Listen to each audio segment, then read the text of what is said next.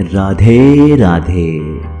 दोस्तों, किसी ने क्या खूब कहा है, जो मुस्कुरा रहा है उसे दर्द ने पाला होगा, जो चल रहा है उसी के पाँव में छाला होगा। बिना संघर्ष के इंसान चमक ही नहीं सकता, जो जलेगा उसी दिए में उजाला होगा। हम में से बहुत लोग ऐसे हैं जो संघर्ष से बचना चाहते हैं, लेकिन उन्हें याद चाहिए कि संघर्ष ही तो जीवन की आत्मा है। इसलिए कहते हैं जितना कठिन संघर्ष होगा उतनी ही शानदार जीत भी होगी। आइए इस कहानी द्वारा मैं आपको ये बताना चाहूँगा कि कैसे। एक किसान जो भगवान को बहुत मानता था, एक बार वह किसान भगवान से बहुत ही नाराज़ हो गया। किसान बहुत ही मेहनती था। बहुत मेहनत के बाद वह खेतों में अनाज उगाता, उसकी देखभाल करता, लेकिन अक्सर उसकी फसल खराब हो जाती। कभी बाढ़ आ जाती, कभी सूखा पड़ जाता, तो कभी तेज धूप और कभी आंधी, मतलब किसी न किसी वजह से उसकी फसल खराब हो जाती। एक दिन की बात है, किसान गुस्से में आसमान की तरफ देखकर भगवान से कहता है, ईश्वर, आपको लोग कहते हैं, सर्वज्ञाता मानते हैं, आपकी मर्जी के बिना एक पत्ता भी नहीं हिलता, पर मुझे तो ऐसा लगता है कि आपको तो छोटी सी छोटी बातों का भी नहीं पता है। आपको तो ये भी नहीं पता है कि खेती बाड़ी कैसे होती है। अगर आपको पता होता, हर समय जो बाढ़, आंधी और तूफान आते हैं वो फिर कभी नहीं आते। आप नहीं जानते कि इससे कितना नुकसान होता है हम किसानों का। यदि आप मेरे हाथ में ऐसी शक्ति दे दें कि जैसे मैं चाहूँ वैसा मौसम कर दूँ, फिर आप देखना मैं अन्न के भंडार लगा दूँगा। भगवान किसान के इस तीखे वाक्य को सुनकर मुस्कुरा रहे थे और वह किसान के सामने प्रकट हुए और बोले, मैं आज से तुझे ऐसी शक्ति देता हूँ कि तुम अपने खेतों पर तुम्हारी जैसी इच्छा हो तुम वैसा मौसम कर दोगे। मैं इसमें बिल्कुल भी दखल नहीं दूंगा, सब तुम्हारी इच्छा से होगा। किसान वरदान पाकर बहुत खुश हो गया। अब किसान ने अपने खेतों में गेहूं की फसल बोई।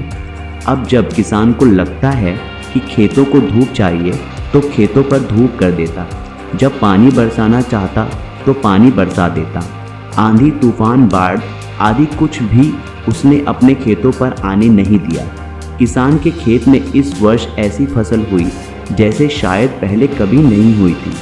हरी भरी लहलाती फसल को देखकर किसान मन ही मन वह बहुत खुश हो रहा था और सोच रहा था, अब सबूत के साथ दिखाऊंगा भगवान को कि ऐसे किया जाता है शक्ति का सही उपयोग। मेरी सफलता देखकर तो उन्हें अपने नियम ज़रूर बदलने पड़ेंगे। कुछ दिन और गुजरे। अब फसल काटने को तैयार थी।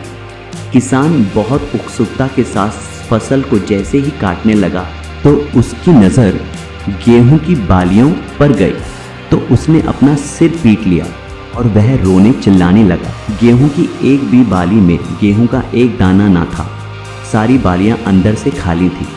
अब किसान बहुत दुखी हो गया।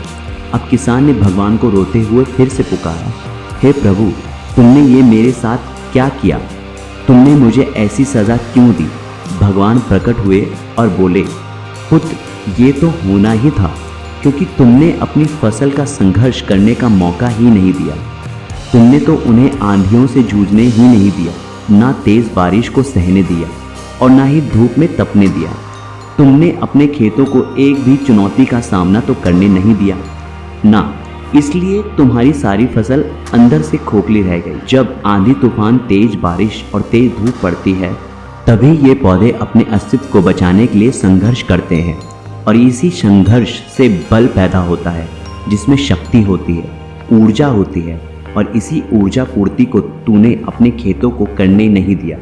तेरे खेतों में बालियां सिर्फ इसलिए नहीं फूटी क्योंकि तुमने उन्हें कठिन परिस्थितियों से गुजरने ही नहीं दिया जहां उनके अस्तित्व का जन्म होना था। याद रखना, सोना तब तक सोना नहीं होता, वह आग में तपने, गलने और हथौड़े से पिटने जैसे संघर्षों से होकर नहीं गुजरता है। कोयले का टुकड़ा भी हीरा तभी बनता है जब वह उच्च दाब और उच्च ताप की मुश्किल परिस्थितियों से गुजरता है। इसी तरह अगर हमारी जिंदगी में कोई संघर्ष ही ना हो, कोई चुनौती ही ना हो, तो हम भी इन गेहूं की बालियों की तरह खोखले रह जाएंगे। हमारा भी कोई अस्तित्व नहीं होगा। विपरीत परिस्थितियां, चुनौतियां और समस्याएं हमें और अधिक निखारती हैं।